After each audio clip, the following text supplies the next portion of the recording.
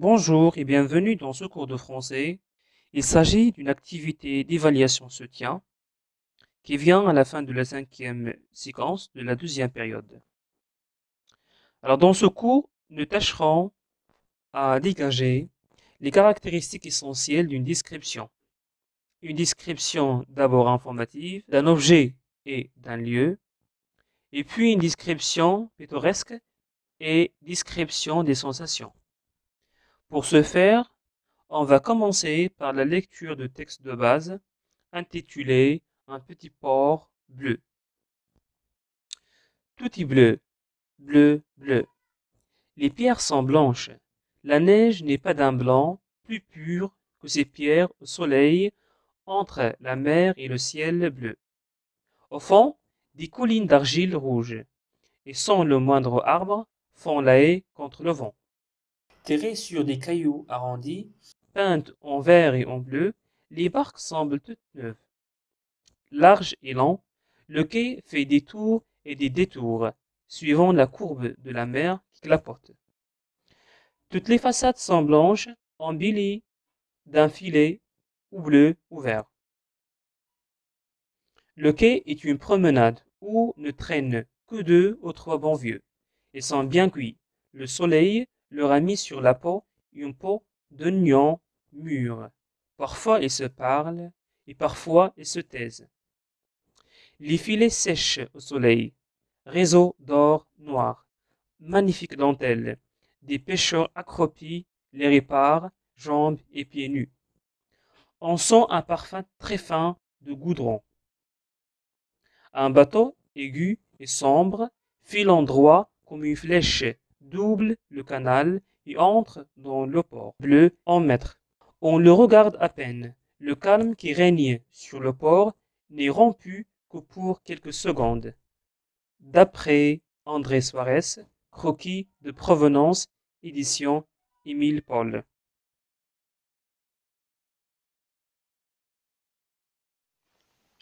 On passe maintenant aux questions de compréhension. La première question. Qu'est-ce qui est décrit dans ce texte? Oui, dans ce texte, il décrit un port. Deuxième question. S'agit-il d'une description informative ou pittoresque? Justifie ta réponse. Oui, bravo, il s'agit d'une description pittoresque, puisque les adjectifs de couleur sont nombreux, tout est bleu, bleu, bleu, et les pierres sont blanches. Il y a aussi des comparaisons, des métaphores, à savoir le quai fait des tours et des détours, le soleil leur a mis sur le pot une peau d'oignon mûr et réseau d'or noir. Troisième question. Quelle impression se dégage du premier paragraphe? Oui, du premier paragraphe se dégage une impression de couleur.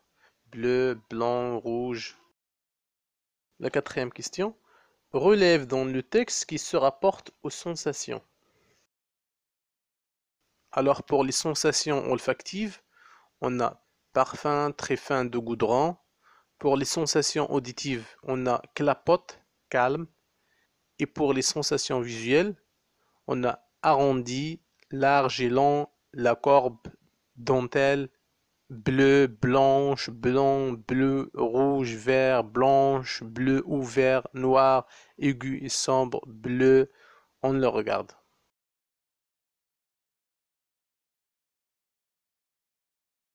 Identifier et réutiliser correctement les expansions du nom, l'adjectif qualificatif, le complément du nom et la subordonnée relative, et employer convenablement le vocabulaire des sensations, c'est ce que vous allez voir dans les activités suivantes.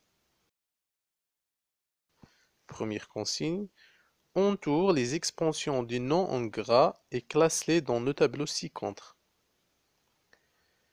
Nous avons organisé une magnifique soirée. Le beau bleu du ciel enchante les touristes. Des chiens méchants gardent la maison des voisins. La maison que vous habitez est au centre-ville. Les amis dont tu es si fier m'ont volé un livre. Alors, dans cette consigne, on vous demande d'abord d'entourer les expansions du nom en gras, puis les classer dans ce tableau.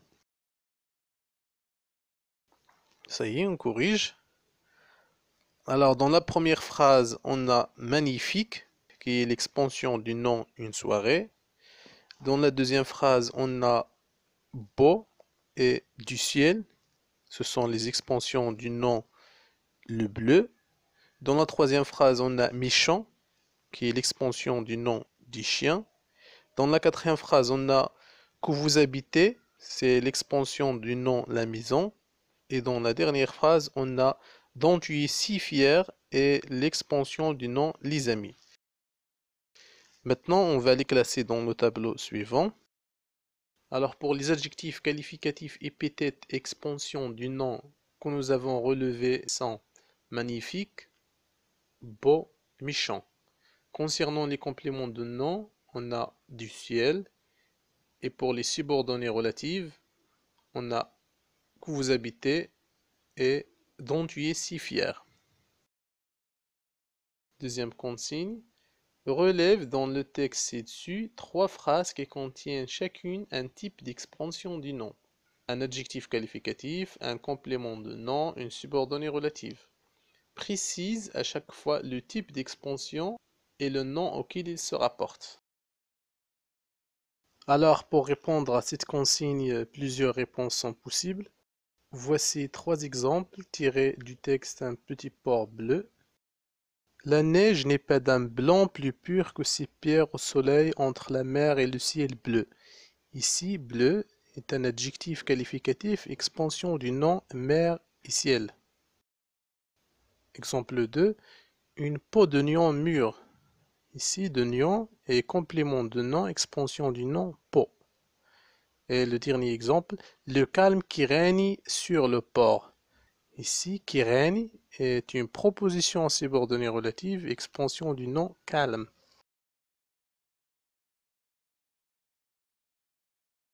On passe à la consigne suivante.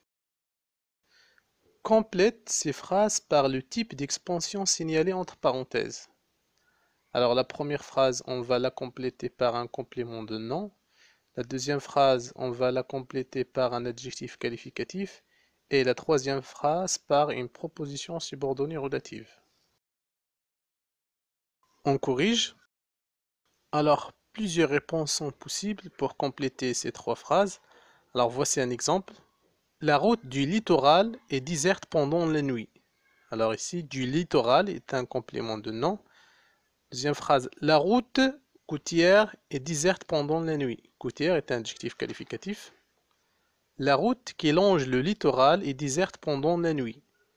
Qui longe le littoral est une proposition subordonnée relative.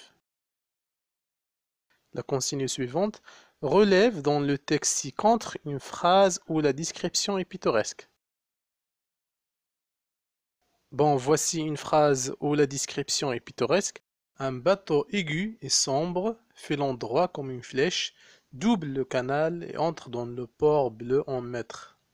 Alors, dans cette phrase, on a 3 adjectifs qualificatifs, ils sont écrits en rouge, et 2 comparaisons, ils sont écrits en vert. La 5e consigne classe les adjectifs suivants selon le type de sensation en t'inspirant du tableau ci-dessous. Les adjectifs sont froid, brillant, inaudible, petit, rauque, lisse, salé, parfumé, sombre, puant, assourdissant, soyeux, amer, odorant, piquant. On corrige. Alors on commence par froid. Froid indique une sensation tactile.